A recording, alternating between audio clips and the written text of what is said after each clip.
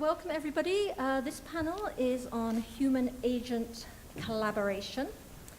And so, as you can see, there's a lot of current work around human-agent interaction that implies that agents can be trusted collaborative partners.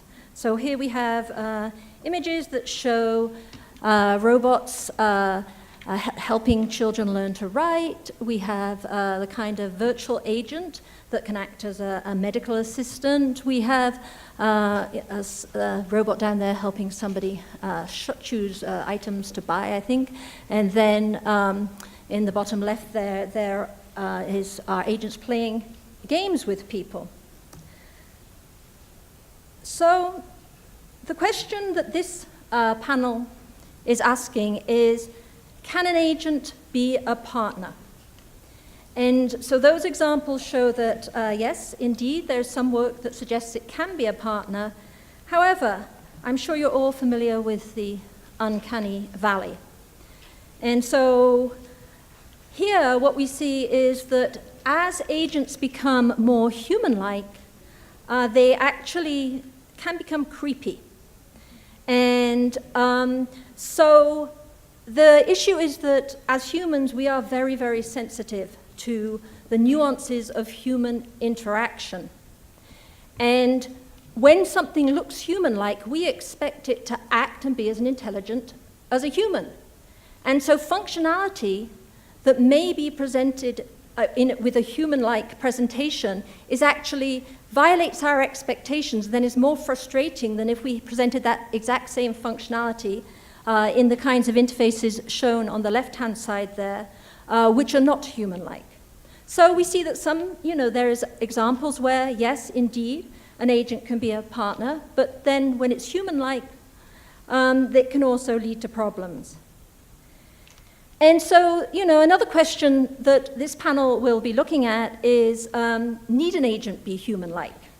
And very quickly, here's some examples of places where you have computer agents that are helping people and teams. There in the bottom right, there's a team involved in decision-making, in fact, deciding how to draft their basketball team. We have the driverless cars and buses in the top left there. That's helping an agent that's helping people create new recipes. So maybe they don't need to be human-like. So which is it? Can an agent be a partner? Or no, an agent's not going to be a partner? So we convened this panel because we thought this was an interesting topic for discussion. And we invited our four esteemed panelists, so Tim Bickmore, Sean Andrist, Tom Erickson, and Elizabeth Churchill. And they are going to present their views on this question. And before I ask them each to stand up, we have a Slack back channel where you can go and you can engage in the discussion, you can ask questions, you can put comments in. I also invite you to come up and join this discussion. I'm going to have the panelists each present their viewpoint, but then we're going to open this up to a discussion of this question. And so you can come to the microphone and ask questions, give your comments.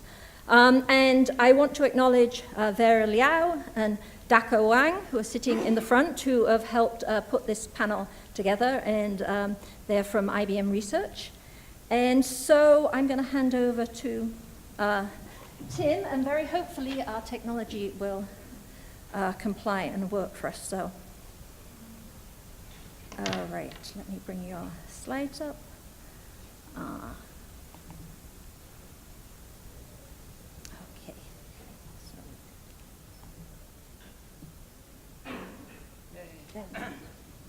All right, thanks, Rachel. So there's a number of different frameworks that you could take in answering this question. One approach you could take is BDI frameworks like shared plans, which takes a more theoretical, philosophical approach to what it means to have a collaboration. But what I want to focus on today is user perceptions of partnership and collaboration with interface agents. and talk about why this is important, the kinds of applications that you can use this in to actually improve task outcomes, and how you can actually design to improve user perceptions of collaboration and partnership with an agent. So in my lab, we build health counseling agents. This is a virtual discharge nurse that we used at Boston Medical Center that educates patients on their self-care procedures before they go home, that I'll be using as examples throughout my talk. So within medicine, there are validated measures of patient perceptions of collaboration with health providers, such as therapeutic alliance, which is the trust that you have in your doctor or nurse or a therapist in achieving outcomes. And we routinely use this measure as both a mediating variable and outcome measure in a lot of the interventions that we do. And we've looked at lots of ways of manipulating this, for example, by having these agents express empathy for the patient at appropriate times, or using other relationship building skills to boost this patient's perception of therapeutic alliance. But where we've found it's particularly effective at impacting task outcomes are in longitudinal interventions, where we're trying to do behavior change. So this is one example study we did with a virtual coach agent that's talking to people every day for a month to trying to get them to do more exercise.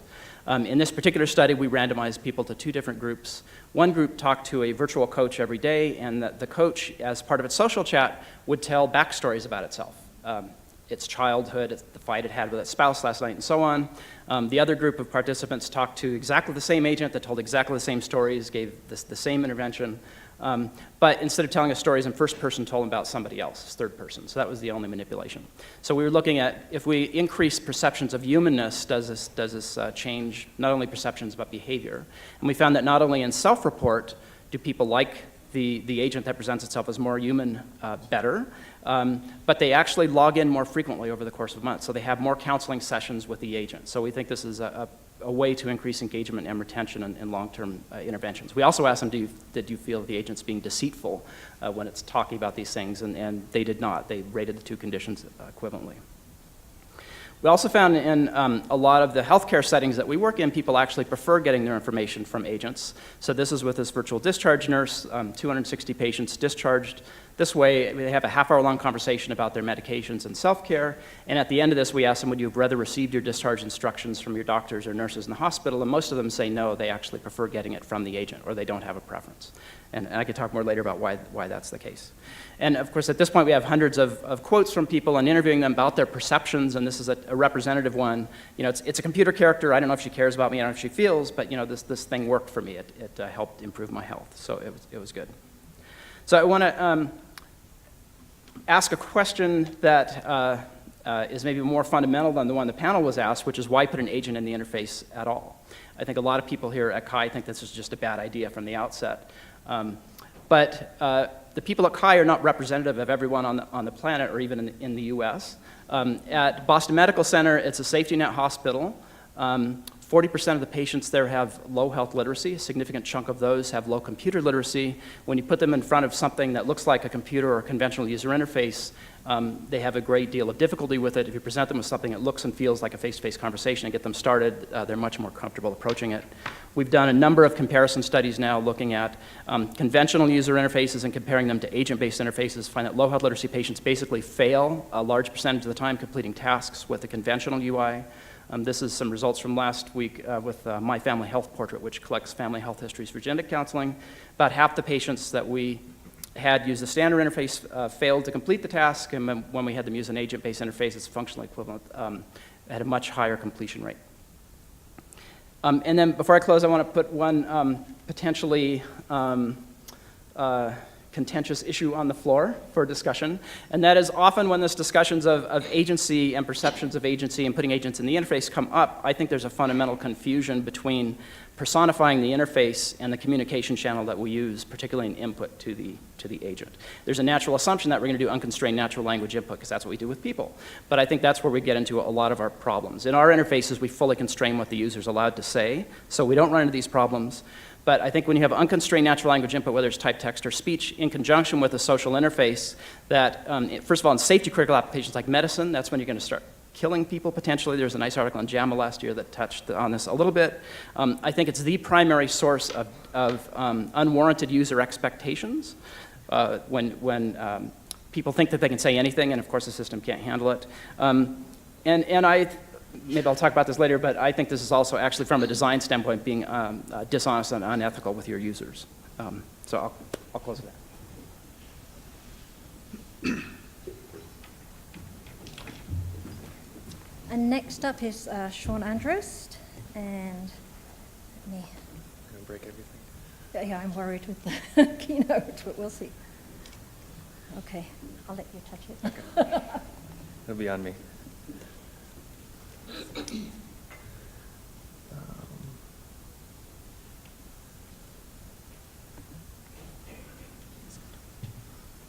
on.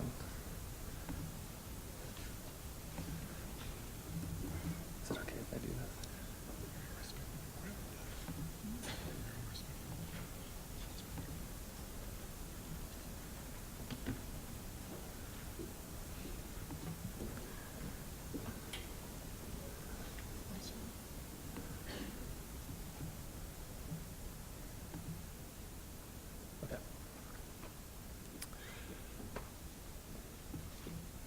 So hi. Just by way of introduction, I'm currently a researcher at Microsoft Research. And prior to that, I received my PhD from the University of Wisconsin-Madison, where I did my dissertation work on designing social gaze cues for human agent and human robot interaction. And one of the stated goals of that work was to make agents and robots into better partners and collaborators, which kind of means I already assumed that they could be partners and collaborators. I sort of drank the Kool-Aid pretty early on. But when Rachel invited me to this wonderful panel, I realized, well, maybe I should undrink that Kool-Aid for a moment and think a little bit more critically about some of the assumptions I've been making. So first of all, how do I think about collaboration? Well, I'm largely inspired by Barbara Gross in her work on shared plans, where she defines it as a special type of coordinated activity, one in which participants work jointly with each other, together performing a task or carrying out activities needed to satisfy a shared goal. So the keys here are aspects of joint actions and shared goals or intentions. And a canonical example is two people carrying a heavy object together through a door, right? So they both want to get the couch through the door, but they'll have to tightly coordinate movements and communicate in order to do that. And this kind of very fine-grained coordination is completely impossible for robots today, but it's certainly not out of reach, in my opinion. But even if a robot can someday help me move my couch into my new apartment, does that really make it my partner or my collaborator? So Victoria Groom and Clifford Nass wrote a great paper about 10 years ago that argues pretty strongly that no, robots cannot be teammates. And their argumentation essentially comes down to this. Lacking human-like mental models and a sense of self, robots may prove untrustworthy and will be rejected from human teams. And they go on to propose maybe instead of trying to make robots closer and closer to humans, and using human-human team organizational metaphors, we shouldn't limit ourselves and instead look at the complementary advantages that robots hold over their human counterparts. And I pretty much agree with that. But if robots can never rise to the level of human partners, what are they then? So I was thinking maybe we can consider a possible spectrum. I think we can agree that a robot is much more than a passive tool, but maybe it doesn't get all the way to being a human partner. And we can maybe draw a line between these two extremes to express something like initiative or autonomy increasing from left to right. And so somewhere in this space we have the now ubiquitous voice assistants, your Siris, your Cortanas, your Googles now. We're starting to see physically embodied versions of these assistants that can actually move around our environment and physically engage with us, robots like Jibo and Buddy and Pepper. And then somewhere in here we have the growing field of collaborative robots, or cobots, which are doing a bit more than just assisting us by answering queries, but are starting to be able to anticipate the actions of human coworkers and carrying out subtasks when needed. And so when we think about cobots, we often think of manufacturing robots. The most famous one is Baxter from Rethink and his little brother Sawyer. There are a number of cobots out on the market today, some with 2 arms, most have a single arm, and they can do simple things on assembly lines like in close proximity with people, like turning screws, painting, packing boxes, in a safe and compliant way so they're no longer sequestered behind these huge safety cages. And there's also all kinds of research in HRI on robots that can collaborate in assistive contexts for rehabilitation, space exploration, educational peers for learning, and so on. And so I'll just close here with some of the continuing challenges that are currently forming a lot of the basis for my current research. First of all, robots are good at avoidance, but not so much coordination, which is essential for collaboration, which makes them kind of ultra-conservative around humans. So as an example, we're starting to experiment at MSR with a mobile robot that can roam the hallways and escort visitors to places. And we're starting with kind of the basic navigation stack with the Pioneer base that we bought. And what happens is it'll go down a hallway and see a person in the hallway, and it'll decide, well, can't go there, and it'll just turn around and go all the way around the other side of the building because it has no idea what people are or how people might move as it approaches them or things like that. I think it's important to realize simply having a human-like shape can create these unrealistically high expectations, what Tim alluded to. So we need to design ways for a robot in its design and behaviors to efficiently communicate like what are the breadth of its capabilities so people don't over-trust it. And the last direction I've been thinking about is, what are the representations that best describe collaborative activities? So the agent needs to track state of the task, make decisions, plan actions, learn, reflect upon itself and the environment. And so most human activities have a hierarchical structure that we can take advantage of, but we must also be able to reason under a great deal of uncertainty from noisy sensors and the inherently partial knowledge that comes from collaborating and negotiating the sub-activities that different teammates would be responsible in situ. So that's all I'll say for now, and I'll go ahead and turn it over to you, Tom. I'm sure I've ruined it, but... Keep that in your own displays, it should. And then we need to actually, okay, so I think we're on the wrong, I think we want to, do we have? What do you? We're not on the right resolution, it's Oh. just all, but if you're not,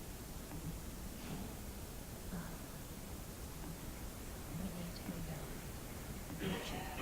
I think if we do that, we'll Yes. get a better resolution. And then there's your slide, so hopefully.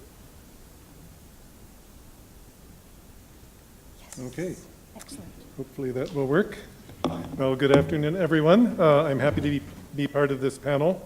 I thought I would start by taking us back to ancient times, 30 years ago, and take a brief look at a video that Apple Computer produced in 1987 called The Knowledge Navigator. How many of you have seen that? Could I see a show of hands? Okay, quite a few, so this will be, I'm only going to play a little bit of it, so it will be a refresher for some. Okay, so let's see if I can.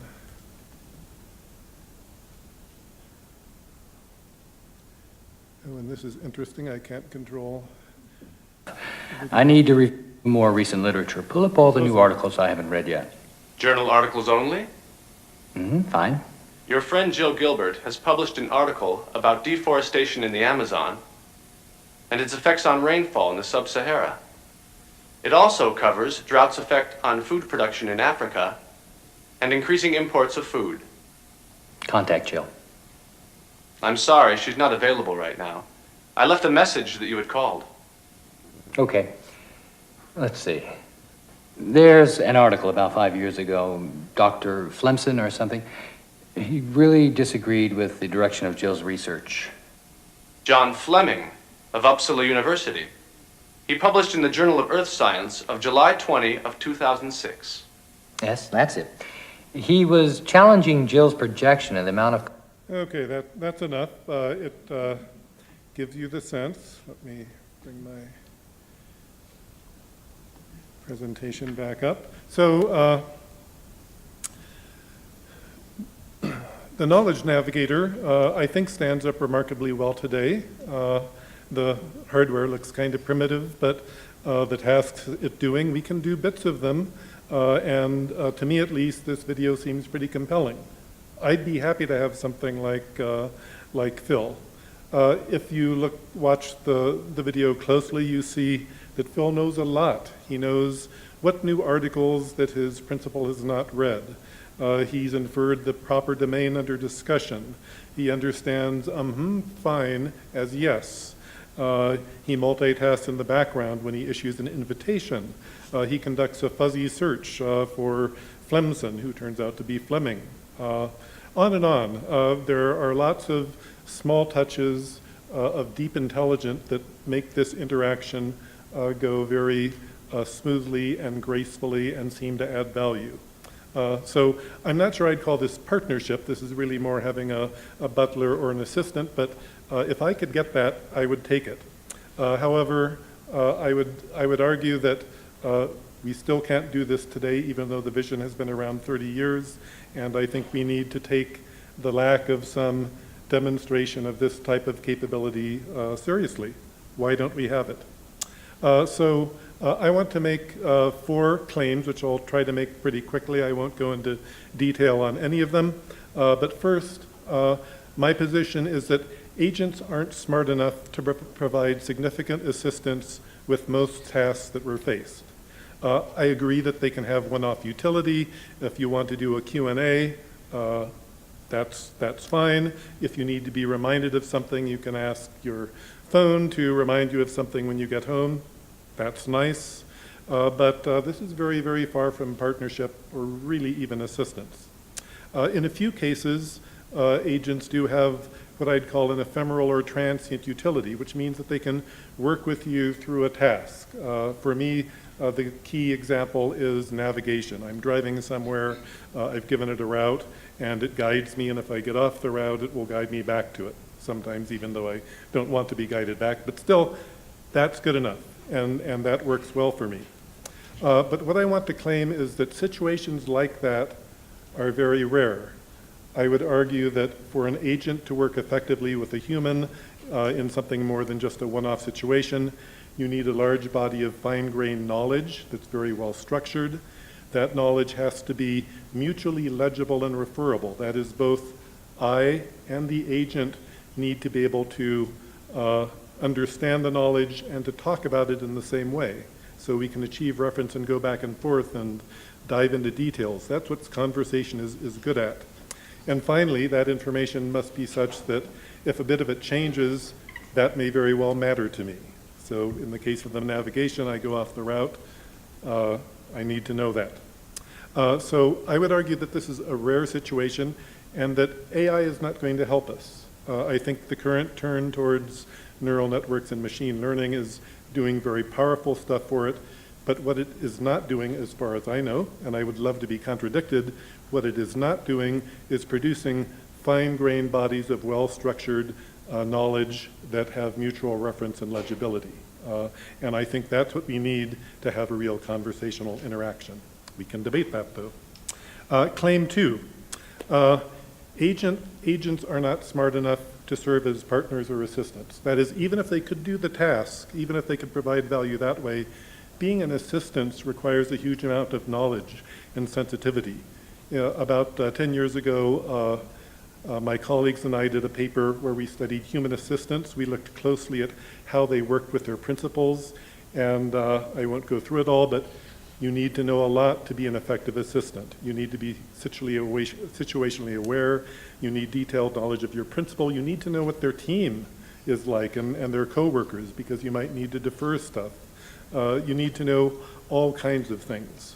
Again, I won't go into this, but a huge amount of intelligence is required to interact as even an assistant, if not a partner.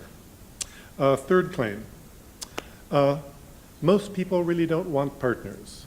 And now I'm talking about partners in the stronger sense. I was thinking of doing a little experiment at Kai and walking up to strangers and saying, would you be my partner? But I decided that would probably lead to more trouble than it was worth. But with a partner, you want to know, are they loyal? Are they discreet? Can I trust them to do things for me? And I would suggest it might be wise to ask, who owns the agent? If the agent is being given to you by a large corporation, and speaking as an employee of a large corporation, you should ask, why are they being so nice to me to give me this nice gift that took decades of research to develop? I originally had a nice image of a popular commercial robot on which I had photoshopped the head of Gollum, which I thought made my point very nicely, but I decided that that might be misconstrued. At IBM, we're supposed to be nice to our competitors, so I junked that. But I do have a bit of a quote from an old science fiction novel. It's Ubik by Philip K. Dick, and I'll just read you a little bit of this. The door refused to open. It said, 5 cents, please. He searched in his pockets, no more coins, nothing. I'll pay you tomorrow, he said. He told the door. Again, he tried the knob. Again, it remained locked tight. What I pay you, he informed it, is in the nature of a gratuity. I don't have to pay you. I think otherwise, the door said. And on it goes. Eventually, he ends up attacking the door with a screwdriver, and the door threatens to sue him. But it is good. Let's keep in mind who are the agents working for, who are they beholden to, and what is the service that is providing you, the agent, getting out of it. I'd like to end with a final claim, which is I look at the research going on. I see a lot of work on giving agents social behaviors, say nodding at the right time, or welcoming someone into a group. And I guess the thing that troubles me here is we can study human-human interaction, we can discover the social behaviors that kind of smooth interactions, make them pleasant, make them comfortable, make them more effective, and we can even design agents to mimic those, perhaps even at appropriate times. But there's a lot of rich and subtle armature of thought and feeling and behavior behind our social interactions as beings, and the agents, I believe, do not have that. And so I think it's worthwhile asking, when we're giving agents those social behaviors, but there's nothing behind them, what actually are we doing? And I'd like to leave you with a favorite quote, again going way back in time, from an ancient computer agent, which says, "I'm sorry, I don't understand the word sorry." Okay? Take it away, Elizabeth.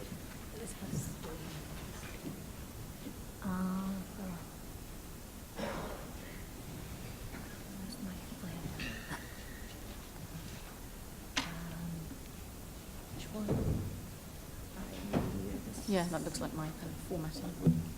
Okay. Is that coming up? Yes. Fantastic. I'm going to take a line from Tom here, which is that agents aren't smart enough to, and I instantly thought, well, actually what my talk is really about is that we aren't smart enough to come up with better terms than agent. Because one of the things you might have noticed is that everybody's qualified what they mean by agent and the caveat around the knowledge and so forth.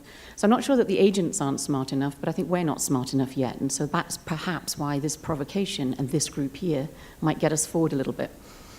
So yeah, I'm thinking about agency, information, and communication, and I'm going to show you a video, if I can get it to play, which will illustrate a few things.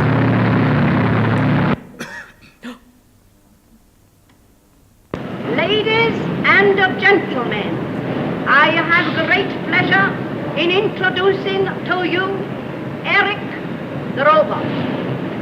I am very proud to feel I have produced the ideal man, at least from a woman's point of view, because he does what he is told. I will now show you what he does. Eric, stand up.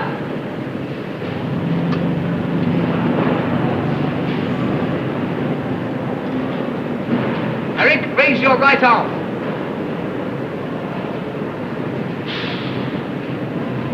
Eric, turn your head to the right. Eric, turn your head to the left. Turn your head to the front. Open your mouth. Close your right eye. Close your left eye. Raise your left arm. Lower your left arm. Lower your right arm. Sit down.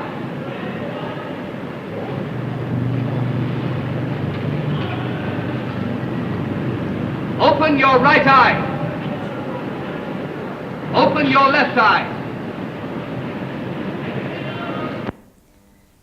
Now, agents clearly can do some things more than some of us. How many of you can open your one eye and close the other and whatever? But I also want to tell you about why Eric the Robot existed, which will tell you something. King George VI, then the Duke of York, wasn't showing up for some event. He wasn't known for being particularly reliable. So they replaced him with Eric the Robot, who gave a speech, which will tell you something about our vision of monarchy back in the 1920s and 30s. But it also sort of says something about what you, as a person, as a designer, understand a context to be and how you script the role of that agent, which I think is super interesting, picks up on some of Tom's comments. The other thing, aside from the fact that it was so profoundly British of its time, there were a whole bunch of things there around language. So that was a command line interface with a sort of voice, right? It wasn't language, to the points made earlier. And it was very carefully scripted. The other thing was that the world knowledge was very limited. It was the speech that Eric the Robot would give, and it would respond to very specific commands. The other thing is that Eric the Robot was not an Internet of Things device connected to other things, learning and changing and growing. And one of the things about the agents that we currently have is that we're never quite sure whether they're doing that or not, to Tom's point. What are the limits of their agency and their learning capability? And the final point was that I really like the fact that gender came into that quite nicely, thank you very much. But after she told that she wanted, this was the perfect man for her, the robot, the bloke took over and started shouting commands. And I was like, well, I think the robot might be fulfilling more of your fantasies of the perfect man than that bloke, maybe. I don't know. But there's all these assumptions that were cultural and power dynamics and agency and the limits of knowledge embedded in that. And we're still talking in the same ways about those issues and using not the word robot, but the word agent or whatever. And I'd like us to sort of think about clarifying some of that and coming out of this session with maybe a taxonomy of different words that we agree to use.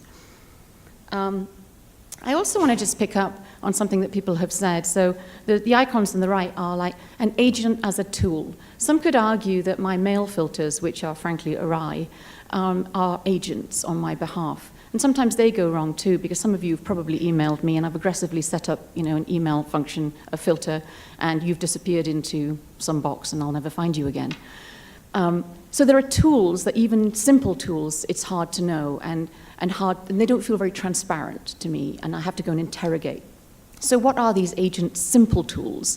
Do we even have the tools to have simple tools that we can interrogate and say, hey, what have you learned, and have you gone and found out more information that I didn't know about? Could you be transparent to me, please? That would be lovely. The other thing about the second icon is really us working in cooperation with others, with tools, and I know that this tool is my tool and what tools you're using, and to Tom's point again, who that tool is in agency of, who they're representing. And human collaboration really is about conversation and about all of those difficult, complex conversations that we have.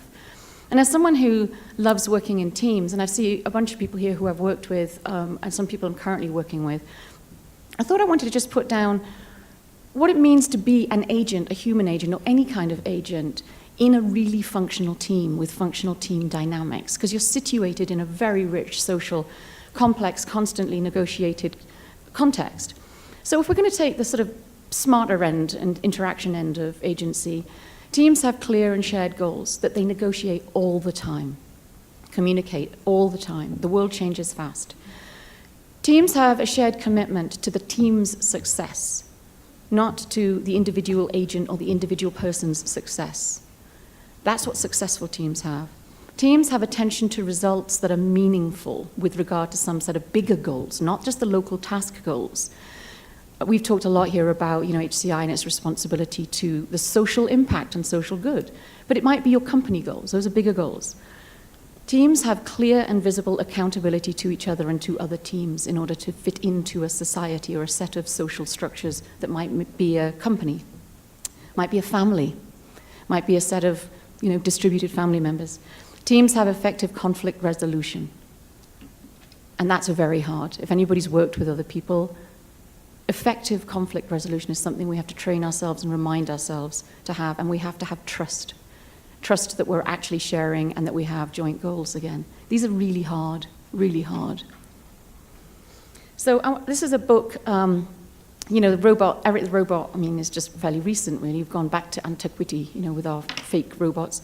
This was a book from 1967, and I just like this quote in it. While a great deal of attention is given to the problem of robot behaving like a man, less notice is taken of men who habitually behave like robots. And I think that's really important for us to think about. So agency, information communication, projections, assumptions, and being a good team member, partner, and all senses of the word, family member. One last thought. When I told someone I was on a panel about agents as partners, they said, what, romantic partners? And I thought, very good, very good.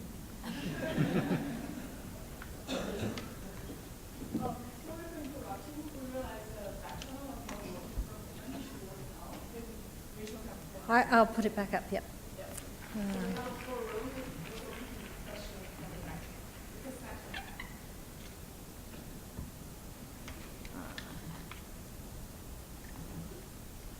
So, there we go. So that's the Slack channel. Now, I'd like to invite people to come up to the mic if they have comments for the panelists or questions. And whilst people are gathering their thoughts and thinking what questions they want to ask first, I was wondering whether the panelists, having listened to each other, I find it very difficult because I can't see you and I'm not an agent, so I need eye contact. So the panelists, having listened to each other, whether you have any questions and comments based on each other's presentations. Yep.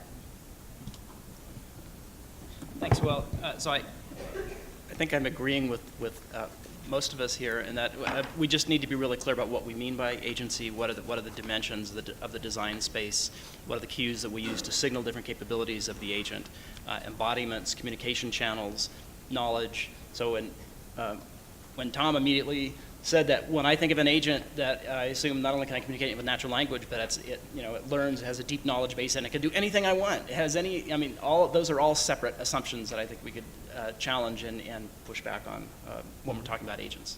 You can have very simple agents, I think. Yeah, when a couple of things come to mind. I was going to say something on that line to you. One thing that I didn't have time for in my slides is one of the ways I'd address the over-expectation problems, and that I'd love to see people in the audience address, is how do we design agents that are not human-like? How do we do the sort of beyond being their equivalent of agency, right? How do we make agents appear like, present themselves as being able to perhaps take action, take responsibility, delegate, whatever, without invoking all the other expectations? And I mean, looking back at the work in this community, it's very easy for people to start ascribing a lot to technology with even very tiny cues, let alone making something like an agent. So I'll stop there.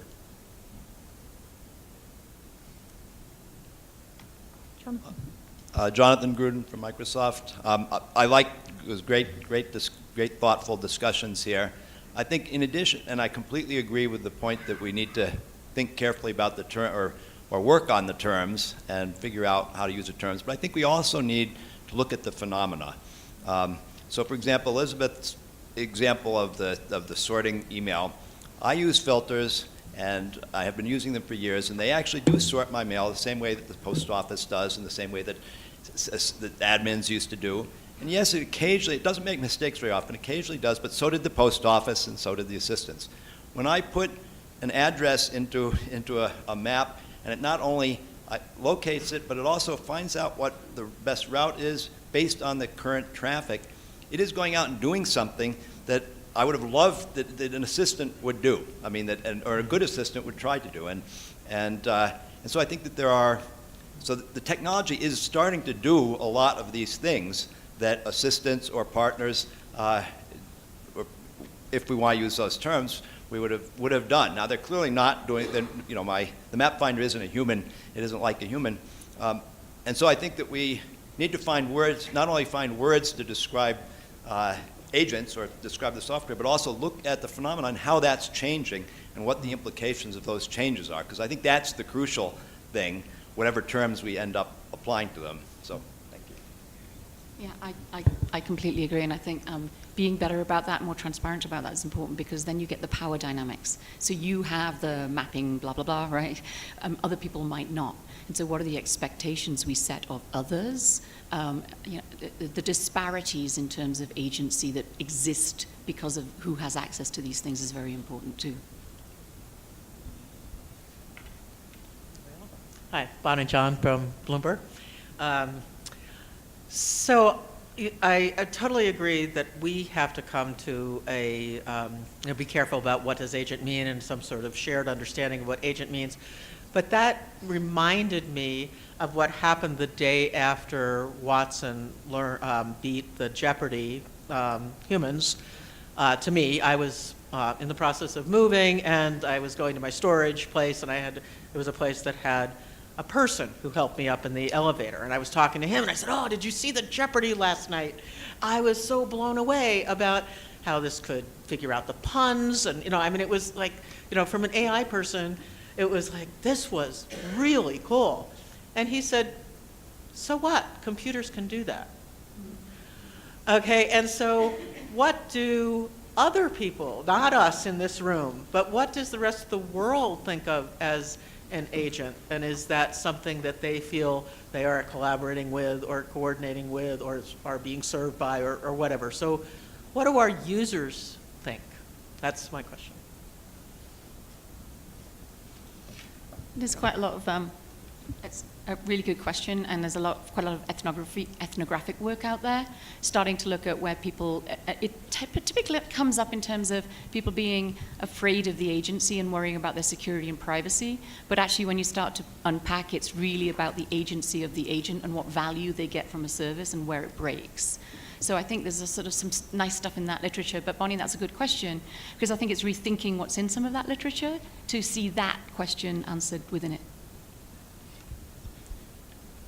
Thank you so much. I'm Hirotaka Osa from Japan, and I'm very impressed about both of your talks. And I need to have a question about the human likeness of definition. And 20 years HI history, so there is many kind of agent, and some agent has more better features and some has more less features, and it utilizes on some features. So maybe we made a more appropriate word to instead of the human likeness. So maybe as nudging or the nudging agent or the information agent has a different function. So maybe we can design the more better agents than humans for the collaboration. So how do you think about this kind of possibility in future design?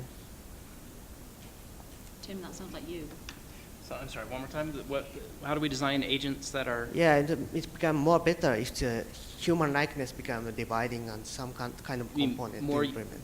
Yeah. More human-like than? No, I mean that human-like is not appropriate word for representing because some kind of the animacy or some kind of the intimacy, some kind of the age-like features, some kind of the attribution is effective to naming some kind of the factors of the agent. But human likeness is very broad word, so maybe we need a more detailed word to. So what are the specific human-like characteristics that you might want to design for? We can make a better design for the agents. So how do you think? Tom, do you want to? Well, one thing I'm very interested in is I'm wary about the expectations that sort of human-like appearance brings. Mm-hmm. And I've been trying to think of, do we have some other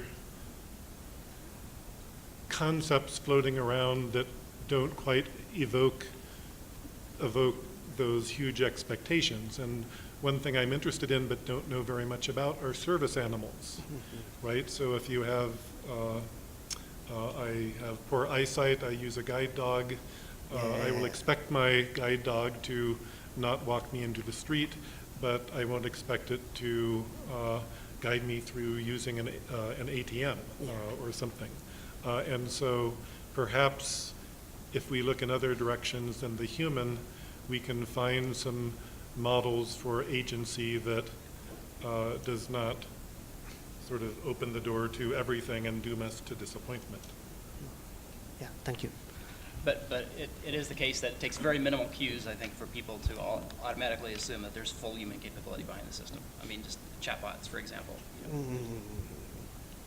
And I think we were having a discussion last night, actually, and one of the things that Tim had brought up is not necessarily being superhuman-like, but actually having certain capabilities that are clearly caveated or boundaried, so that you end up with the human and the agent clearly articulating, what the script is to each other, so they become a sort of assemblage that gets something done better.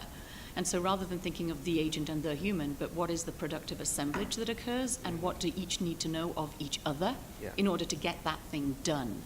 And I think that's where we start to have much more interesting conversations. And the dog example is also really great, because I'm sure some of you have read Donna Haraway's Companion Species Manifesto, right, where she talks very specifically around the sort of coexistence and the co-development of humans with domesticated canines, and that's taken forever, and it's this constant negotiation of co-training. And so if we're really going to go towards this more kind of interesting notion of partnership, I think that's a much more productive sort of way to start thinking about this, about what is this emergent assemblage and this co-development that's going to occur, and in what context will that occur? Like the seeing eye dog, how does that start to develop? So I think we just need more sophisticated ways of thinking about this, not just in terms of the language and the terms, but in terms of what kinds of social assemblages are being constructed.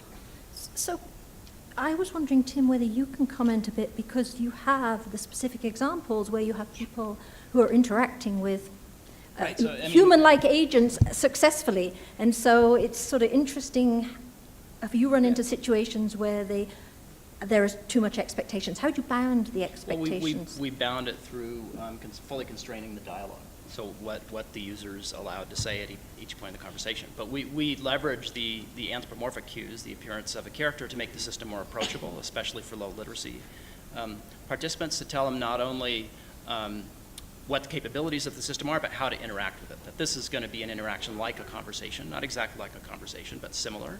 And we're going to tightly constrain what it is you're allowed to do at each step along the way, and we're going to lead you through this task that we want you to perform. Thank you. Hi, Wendy Monco, University of Dundee. So I enjoyed all your films, and it brought to mind a more recent film, Robot and Frank, which I won't give away the punchline by saying that there is an older gentleman who is used to doing burglaries and is enabled to carry on with the help of a robot companion, so even in his dotage. So I just wanted to get the panel's thoughts on what is it okay for an agent to do in partnership with a human, and what's it not okay to do? How long is a piece of string? What is it okay to do with a hammer and not? I don't know. Really, it's... Well, I certainly don't have an answer. I'll tell you one of the areas where I just worry about this and don't know what to do, which is I think about robots interacting with elders who have lost a lot of their mental capabilities. And we certainly know ways of simulating sort of some of the behavioral cues that, on the one hand, I haven't studied it, so I'm making this up, I think can give elders comfort. On the other hand, it feels very bad to me, frankly, to, in a sense, be fooling them, or maybe deceiving them, although maybe, I don't know. That's a place where I really, there are clear cases where it's fine and it's awful to even think of. But there are boundary cases where I think that's where thinking it through can do the most work for us. Unfortunately, I don't have a good answer there. But so I had a talk with an ethicist about these issues once, and if the user's aware that this is an automated system and they're happy with it, and it's in a utilitarian framework, it's improving outcomes, then it should be okay, right? Yeah, but what happens when the user's not aware or you're not sure? So I'm speaking from the situation of having my mother who passed away a couple of years ago, going through a period of increasing dementia, and she would never have been able to distinguish. She had a stuffed animal that was totally non-interactive, but it worked pretty well for her, and somehow I didn't feel bad about the stuffed animal because it was stuffed and not a real one. But were it a robot simulating sort of more human cues, that would have felt bad, and I can't really unpack my reasoning around it, but I think there's interesting unpacking to do there. Thank you. But so what about like Paro the seal? Do you know Paro the seal? So this is like an elder care robot where it's basically a stuffed animal, but all it does is kind of vibrate and purr when you pet it. And so it's like it's a stuffed animal, but it's doing a little bit that kind of makes it seem alive. Yeah, I think it's probably a continuum, and somewhere I'm fine and somewhere I get really uncomfortable. The sort of purring and shaking, I think I probably feel okay about that, but it's a continuum, but at some point things change, I think. Sure. So do these devices learn and change, though? Because I think that's what's interesting to me. Because, if it changes or not is sort of, important. And who's making the change, and how is it changing, and with respect to what? And we've heard a lot about, bias in machine learning, of course, because the data set is what drives it, right? So is it a thing that just stays the same, or is it the thing that changes and learns? And, Tim decides to reprogram my robot because he's decided what's good for my emotional health. I mean, I'm serious. It's like, where's that agency thing? We've all brought that up a little bit, right? I'm reminded of a movie called Lars and the Real Doll. Has anyone seen that movie? It's a very, very interesting movie. I recommend you go and look at it because it's actually about a family that's quite disturbed because a young man seems to be building a great relationship with a blow-up doll, a sex toy doll. And his family is very disturbed, but in fact it's a very, very deep emotional need that is being met for him. And they all socially over time come to terms with this relationship. And it's a beautifully done, very complex film. And I think, again, I'm trying to say, let's look outside of what the disturbances are to us when we see something working very functionally in the emotional domain around something that may or may not be human-like. Because it's actually what we're doing with that ends up being really interesting. And I think, like I said earlier, I think we're the ones who might be stupid because we don't have language. I think maybe we're the ones who are creepy because we're not seeing that these relationships can be super productive to those people. But I do worry it's when the agency, which is what you brought up, who's controlling, who's marionetting. Hi, James Wynn. I'm with the U.S. Air Force Academy and formerly of IBM Research. And I think you're touching upon some of the things I was going to be asking about just now, in fact. So first thing, the 4 claims I agree with quite a bit, but I also see them as 4 challenges. Maybe not as ambitious as the claims are meant to be in spirit, but I don't think the agents need to have as much smartness, if you will, and the tasks don't have to be done in a social way as we would expect a human partner to do it. And like R2-D2, for instance, would be a robot that we will become fond of just seeing all the narratives that has gone through, and we develop a relationship with them.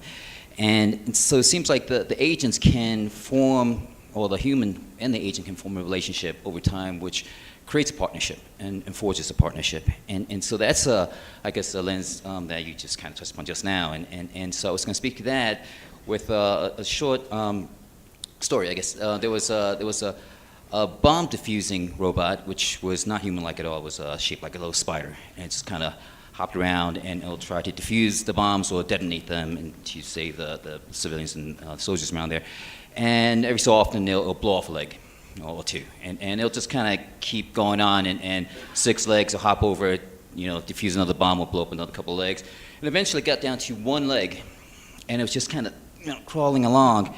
And the soldier felt so bad for this little robot, it's just a piece of machinery, that he actually risked his life to save the robot from doing any more, which is a pretty funky thing if you think about it, because it's just a robot's job is to defuse bombs, and if it could defuse another bomb and blow up, there'll be 1 less bomb.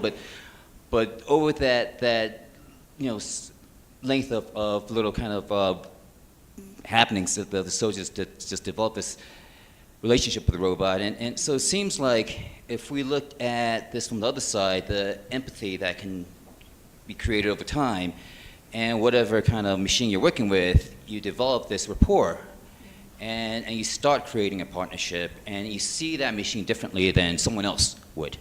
And so that could be seen as potentially a partnership, but in my view.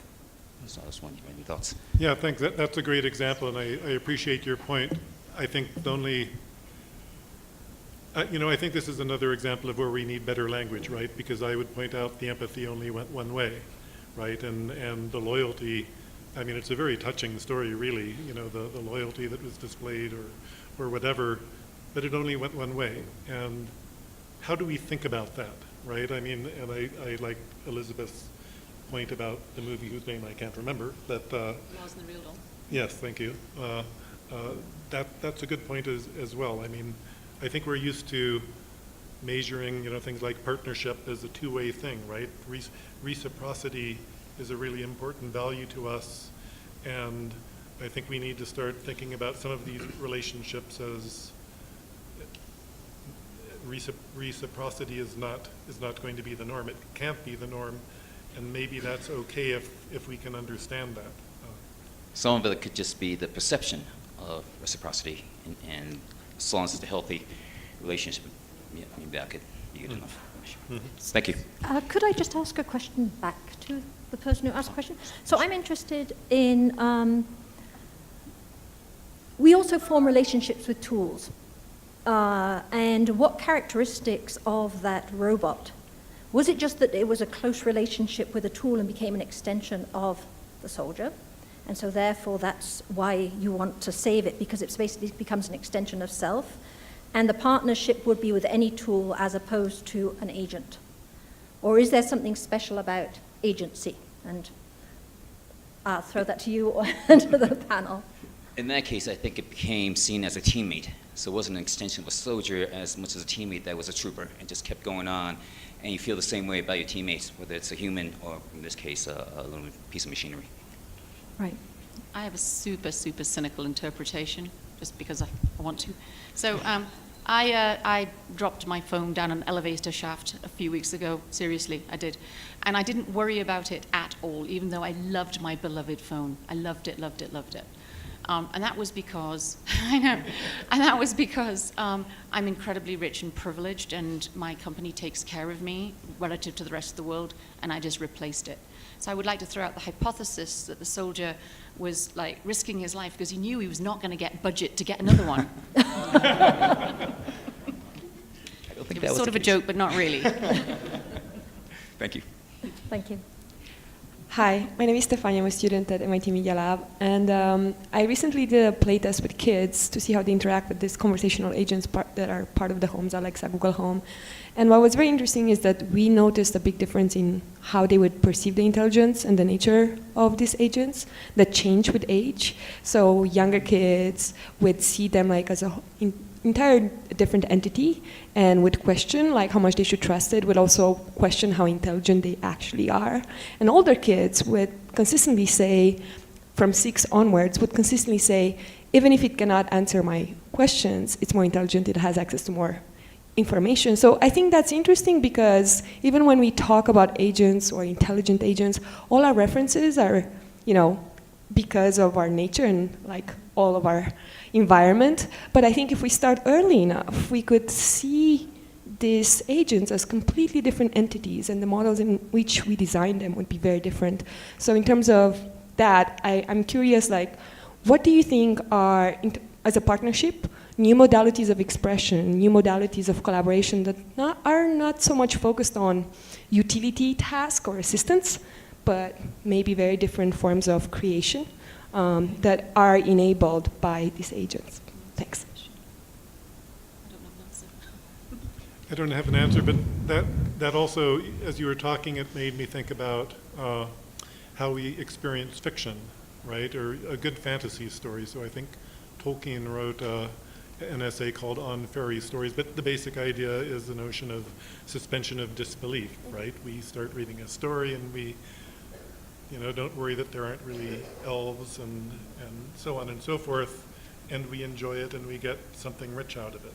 And then we close the book and go off and do other things. And maybe that's an interesting perspective to to bring to interaction with agents or computers or what have you.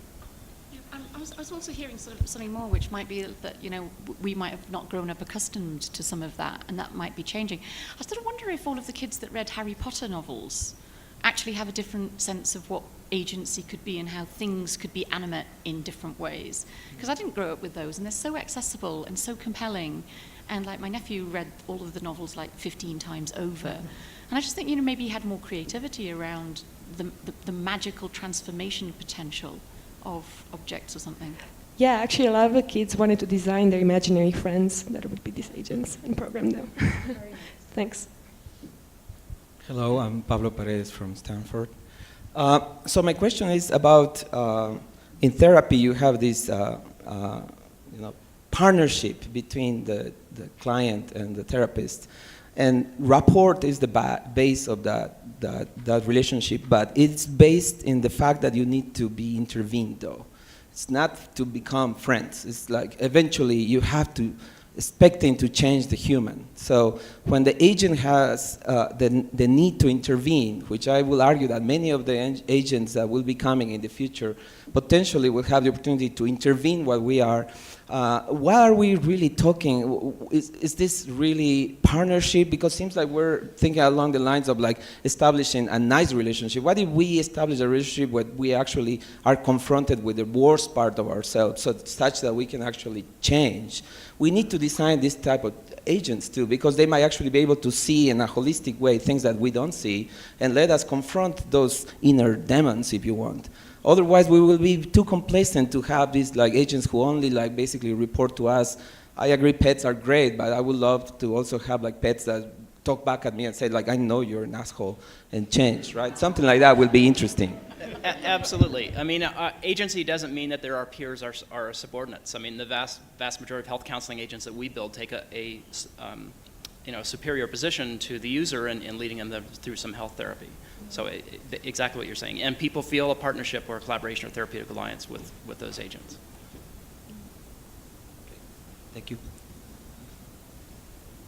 Hi, Heather Patterson, Intel Labs. I'm going to circle back around to the ethics conversation because it made me wonder, is there an established ethical framework that we ought to be appealing to when contemplating agent behavior? Because we're kind of pulling here from biomedical ethics, beneficence and non-maleficence, from utilitarianism, from Asimov's 3 laws of robotics, from even OECD guidelines and the Fair Information Practice Principles, things like accountability and transparency. And is it really just a patchwork right now? Or is it contextual? Is there one overarching framework that can meet all of our needs, or is it contextual? I mean, are we really thinking about a framework maybe for autonomous vehicles and transportation, a framework for agents in healthcare? I don't know. It's just a question. Have you seen the IEEE report, the ethical report standard? I have, yes. Yeah, it's I think excellent. that's a super great start because your point is brilliant. Because they're talking about, AI and all of these other sort of autonomous work, but they divide it up into different sections. Right. And the different sections, there's a sort of like, and war, right? And then there's and human relationships and medicine. And I think we're far off from coming up with the ethical guidelines, but what I really liked about that, in contrast to the Stanford report, was that they actually did go by domain and did go around talking to people around the dimensions and, if you like, the criticality of getting something ethical in place by domain rather than having something completely abstract and rather than being so utopian or dystopian, because those are just boring conversations, right? But I think that's a great place to start. So what do you appeal to in your own work, each of you? Say that again, sorry? What do you appeal to, which framework do you appeal to in your own work, each of you, when you think about these issues? Is it like just as a practical matter? It doesn't come up for me that often in what I'm doing right now, but honestly, when I saw the IEEE stuff, I was really invigorated as that's a great start. Whereas when I read the Stanford report, I was like, oh my God, the dreams of the 70s, 80s back again. Thank you. Cynically. You must have to deal with ethics all the time. Well, so we're simulating healthcare providers. So and they're validating our system. So as long as we're helping patients, then everybody feels like we're doing the right thing. But I've had interesting discussions with lots of doctors and say, so do you feel it would be unethical to deceive your patient if it would get them to take their medicine, for example? Yeah. They have no qualms whatsoever about doing whatever it takes to get the patient healthy. So might be some ethical issues there. Lindsay Franklin, Pacific Northwest National Lab. One of the common themes it seemed like you all had was the idea of managing or setting expectations and being very clear what the boundaries are. So a naive approach then might be, well, let's make this look as simple as possible and then surprise people when we can do more sophisticated things. But what would you say to the design trade-offs are there? Because it seems like if I create a very simple robot and then surprise people, it can do something amazing. Maybe that violates their trust, that people think, oh, well, my earlier notion was this was simple. Well, what else can it do that it's not telling me? I'd say one approach, I don't know the answer, but I'd say one approach is if there were a graceful way to make the reasoning of the agent more transparent. I think if one could look at what led it to do the surprising thing, well, first I'd try to avoid surprising things because I think what you suggested would exactly happen. People would go, oh, wow, it's really smart. But if instead you could reveal actually how little it understands about what its conversational move was, I think that might really help people sort of start to develop a model of what the agent is competent at and what the limitations on that are. Well, I don't think there's a general statement for this. I think this is something that requires user testing and has, very specific, because I can see it going both ways depending on the specifics. Thank you. And I think that literature, with Bonnie's question earlier, I think one of the literatures to look at would be some of this ethnographic work around surprise when people are confronted with what happens with their data.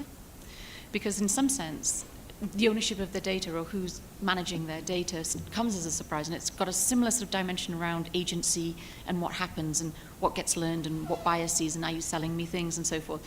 So I think as a proxy literature to start looking at, which is very deeply contextualized to Tim's point, that might be an interesting literature. I just literally thought of it today to start rethinking when do people get surprised and what things act as useful remedies for them. When do people feel secured? When do people feel like, oh, I understand the agency and the dimensions of what's happening with data and who's got it and what's happening? So I wonder if there might be some way to look at, how do you manage those sorts of surprises?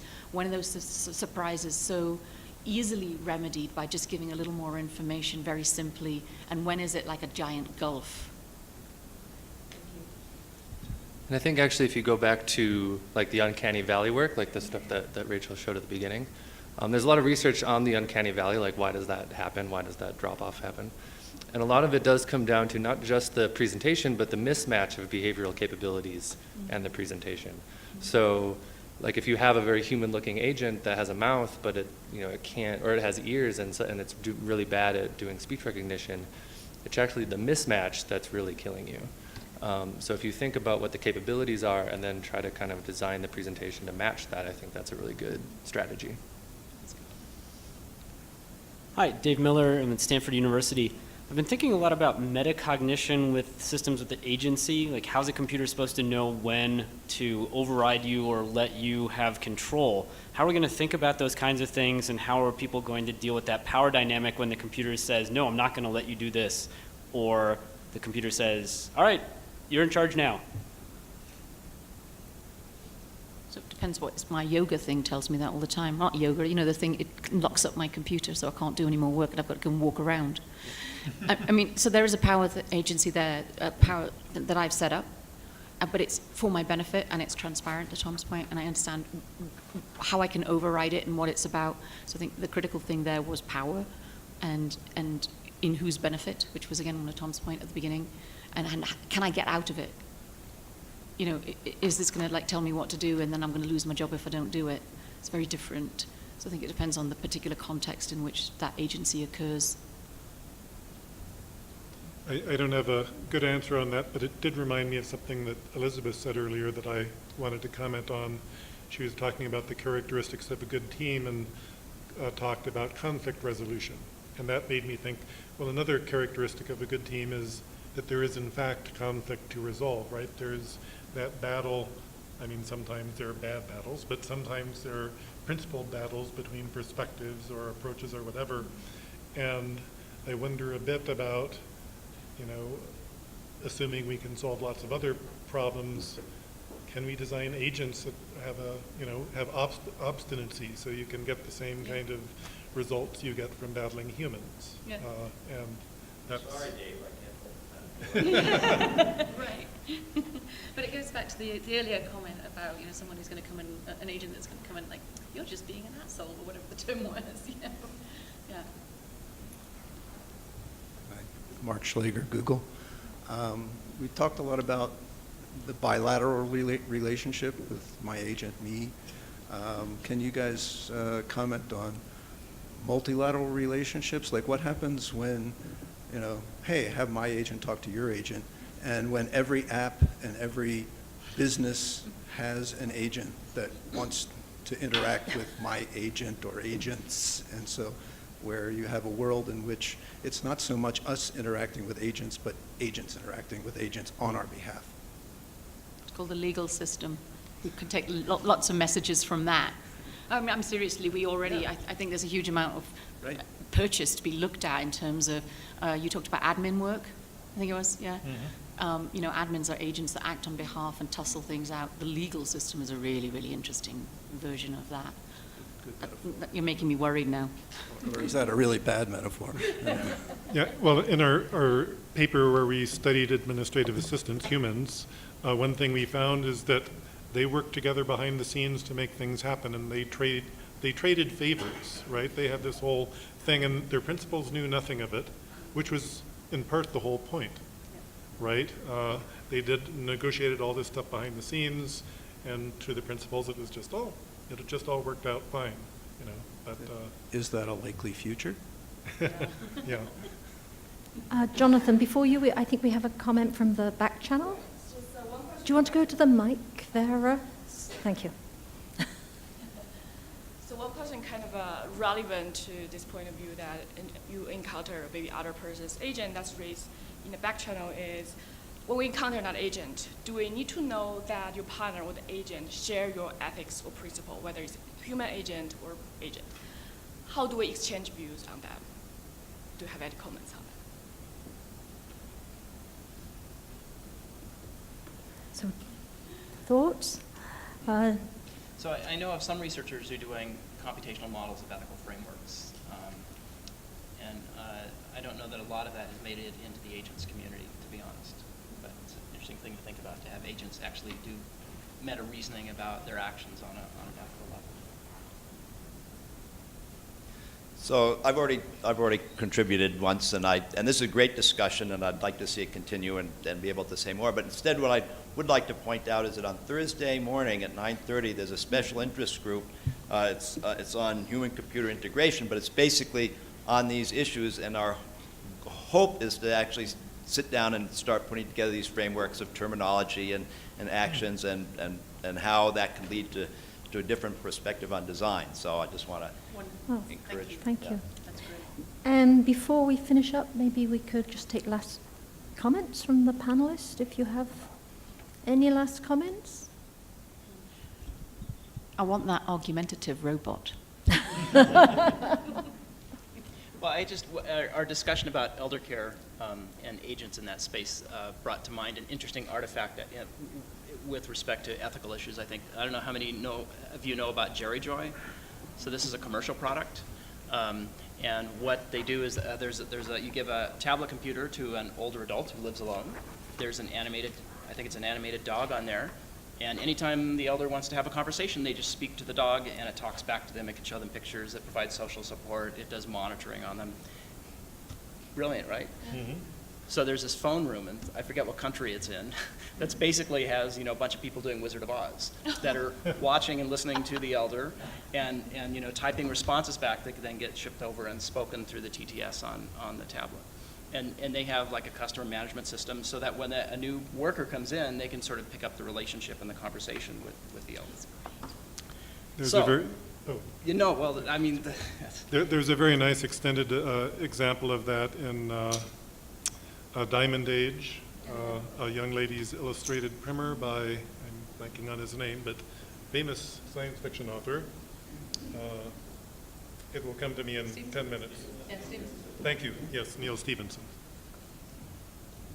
And that's unethical deception, you would say, right? Well, I don't know. I don't know. Because I think it is. I don't know what they tell the elders at the outset, but it's quite clear. I guess it depends on if they know, right? That they're interacting with this character, not I mean, do you use strangers. Wizard of Oz in your research? We do. Right. But do you tell people at the end, right? Like Yes. you explain well, to them, right? The IRB requires it. Right, Yes. exactly. I think for a good reason. But you know, if it's a suspension of disbelief, It's fine. I'm all for that. But part of being a bit clearer about our language also, I think that many systems we use right now that we think are being super smart and algorithmically smart in the background actually have giant amounts of human curation. And so I think part of our unpacking what is capable, what is possible, is unpacking the mythology of giant, powerful AI systems that do it all on their own without human curation. So this is a beautiful example of that. Thanks, Tim. Where would AI be without Wikipedia? No, not as far along, I would argue. Where would any of us be? Well, that's true too. Okay, well, on that note, I think I'm going to thank the panelists. I have 4 takeaways from this. So one, set expectations explicitly, match behavioral capabilities to, so that you set the expectations. 2, we're just not smart enough.